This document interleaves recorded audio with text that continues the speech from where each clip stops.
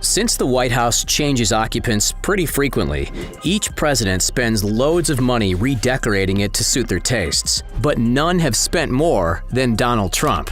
The almost $2 million worth of remodeling the Trump family has done includes thousands of dollars spent on rugs and wallpaper, as well as lots of gold decor. Its most expensive makeover yet, but the Obamas spent only $250,000 less. Here's a look inside the White House under Trump, as well as the most expensive remodels done by past presidents.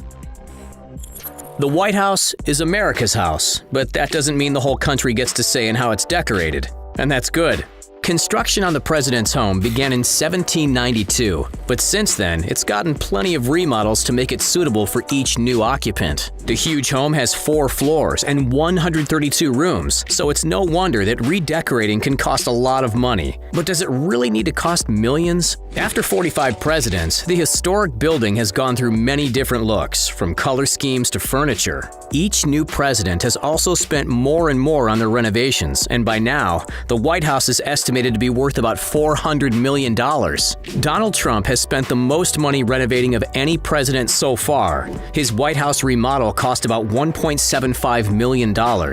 It includes things like classic oil paintings, military service flags, portraits of Andrew Jackson and Teddy Roosevelt, who are some of his favorite presidents, and lots of gold curtains to replace the maroon ones in the Oval Office. Trump is particularly fond of gold, which is pretty evident when you take a look at his home away from home, the glitzy and glamorous Mar-a-Lago. While the renovation was underway, Trump spent 17 days at his Bedminster Golf Club. He needed the space away from the project, while a team of 200 worked on the bigger things that needed refreshing, including replacing the 27-year-old heating and cooling system, refreshing the paint and carpets throughout the offices and meeting rooms, and hanging Trump's chosen wallpaper in the Oval Office. That wallpaper in particular costs more than $5,000. It's a patterned ivory that he's shown off on a few media tours. $5,000 might seem expensive, but we also have to consider that the Oval Office has 18-foot-high ceilings. Another thing that Trump splurged on are furniture pedestals, which are basically fancy tables used to hold things like vases and busts of past presidents. He spent $7,000 on a lot of them, using them throughout his offices to add a royal touch. According to Fortune, Trump also had a custom $12,800 table built to hold his conferences. The table came from Kittinger Furniture Company,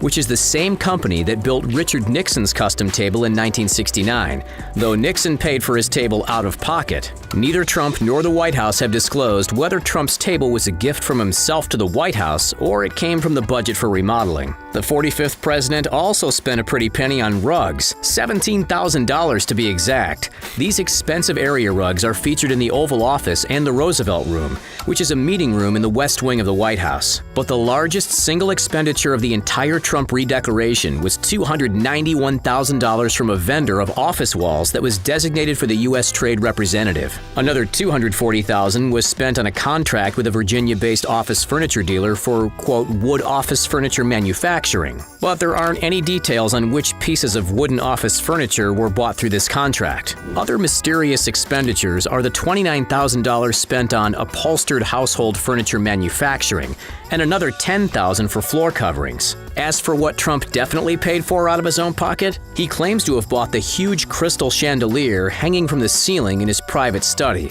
though he's never revealed just how much the expensive-looking piece cost. First Lady Melania Trump also put her own personal touches on some of the White House's rooms. Most notably, she redid the Rose Garden to mixed reviews. She also took part in the design of a 1,200-square-foot tennis pavilion that was funded by private donors. But the most fun room she got to renovate is probably the home's bowling alley. Yep, you heard that right. The White House has its own bowling alley, and it's thought to be worth $500,000. It was originally built for Harry Truman in 1947, and then Richard Nixon moved and remodeled it in 1969. President Barack Obama and his family spent less on remodeling when he was in office, but not much less.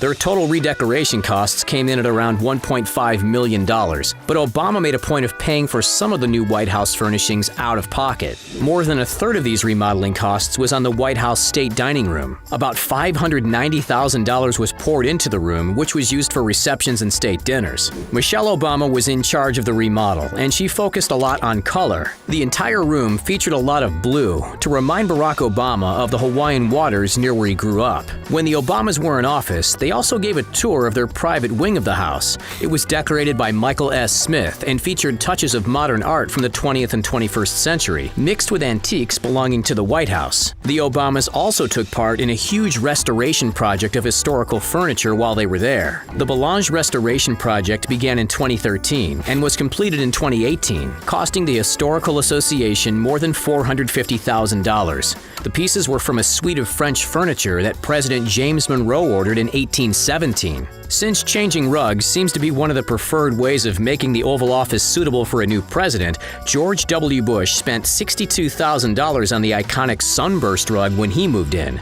There is no word on whether Bush paid for the rug himself or not, but it was designed by First Lady Laura Bush. Bush's most expensive addition, however, was a china set, a $492,000 formal china set to be exact. His more casual china set was $74,000, which actually seems pretty modest in comparison, but was introduced to the White House just 2 weeks before the Obamas moved in. While the Clintons were in office, they also decided to remodel the state dining room. They spent $341,000 on the room in 1999 and used the White House's budget to cover the costs. Arkansas-based designer Cocky Hockersmith decorated Bill Clinton's Oval Office while he was president, while First Lady Hillary Rodham Clinton unveiled a renovated blue room in 1995. Her most notable change was replacing the blue wallpaper with yellow wallpaper. Ooh, living on the edge, Clintons. The restoration project was financed by private donations to the White House Historical Association, and the Clintons chose not to use another $50,000 appropriated by Congress for the project.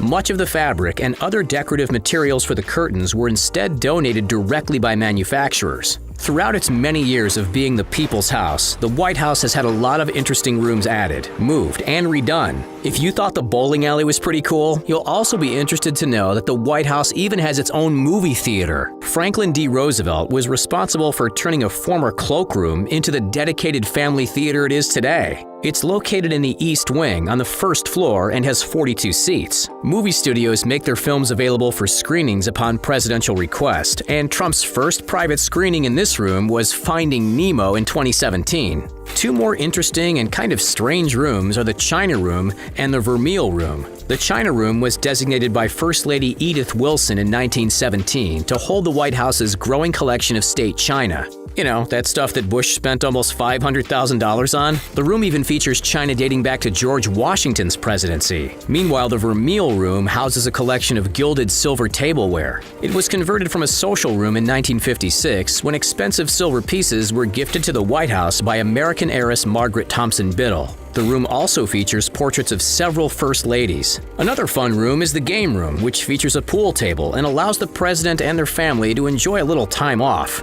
A number of presidents have owned pool tables in the White House, situating them in rooms such as the map room and even the Vermeil Room. The current game room was once a bedroom, and no one is sure when exactly it was converted, but the White House Museum states that the room dates back to at least the George H.W. Bush era. Did you know that each president is given a budget of only $100,000 to redecorate? It was set in 1999, but each president since then has spent way more. Don't forget to hit that like button if you enjoyed this video, and subscribe for more. Thanks for watching, and we'll see you next time.